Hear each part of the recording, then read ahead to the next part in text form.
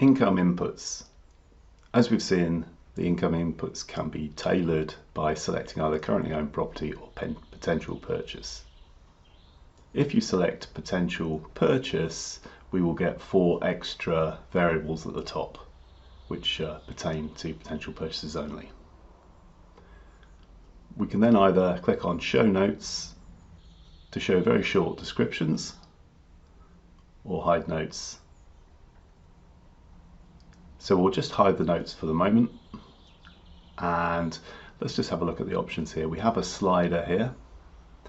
Now the slider for price is quite sensitive because it's set to go up to 2 million, so you may find it easier to actually enter the amount directly.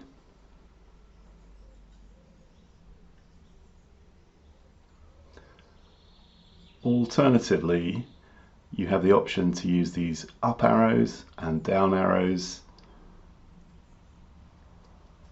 If you are on a Windows PC, you can also click inside the box and while holding the Alt key, use the up arrow or down arrow to quickly iterate through the values.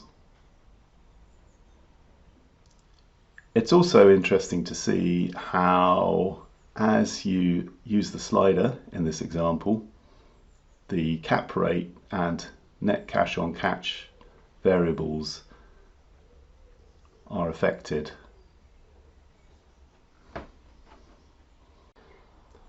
Taking a closer look at the individual income inputs. Firstly, if we click on potential purchase, we will reveal the full list. If we then click on Show Notes, we can see very brief descriptions for each item. For example, price. This is the price model paid, which could also be the offer price. We've then got legal fees, sourcing fees, and renovation. Renovation would be really the total net amount that you pay to get a property into a state where it can be let out. If we then hide the notes to go back, the next 5 items pertain to mortgages and finance. Starting with valuation, this would be the input valuation for a mortgage. We then have a mortgage fee. This could be payable to either the mortgage broker or the mortgage provider, and quite often both. We then have a mortgage deal, so this would apply to a number of years for, say, a fixed rate mortgage. And then we have the mortgage rate. The reason for the mortgage deal number of years is that it enables us to spread the mortgage fee over those number of years and build that into our calculations.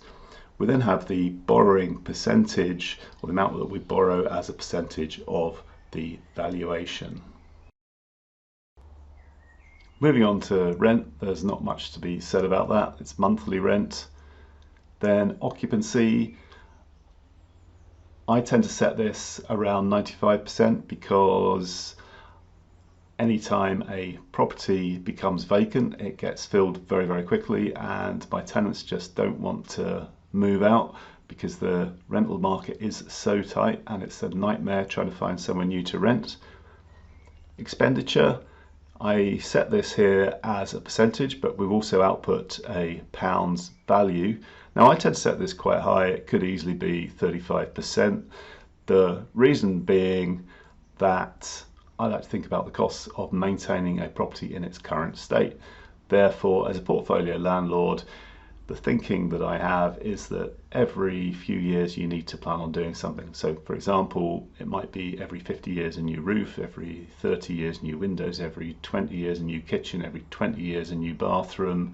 Think about the costs of those and spread those over those number of years and come up with the calculations. I don't agree with people who say buy a new build, you won't have to spend anything on it, because the bottom line is when you come to sell it, you will lose a proportion of the value because of the fact that when you sell it, it's going to need at least a partial renovation to bring it up to a reasonable standard. Marginal tax requires a little bit of an explanation. I've set this at 42% because I'm in Scotland and I'm facing a higher rate tax. If you're in England, it'll probably be 40%, but you may be able to reduce your marginal rate by doing things such as giving money to charity, investing money in your pension, and so on. So if any of these options are attractive to you, you may want to set your marginal rate tax lower. Finally, we'll take a quick look at tax credit. Tax credit is set at 20%. At the moment, if you're a high rate taxpayer, you're going to pay 40 or 42% tax on your before interest and finance costs. You're then entitled to a tax credit, which is 20% of all your finance related costs. This includes interest costs, arrangement fees, legal fees, etc. The reason we have this in here as a variable is because tax credit could potentially change in the future. For example, a Labour government might decide to get rid of tax credit altogether, but this would be punitive for directly owned landlords, so I think it would probably not happen. However, it could also get better. Maybe the rental market becomes so tight that a future government decides to get rid of Section 24 and this would become irrelevant, and that would be very good news for landlords. The final reason for having tax credit in here is that it makes this tool a little more usable for limited liability landlords. They can just set the tax credit at the same rate as marginal tax and get an insight into their returns.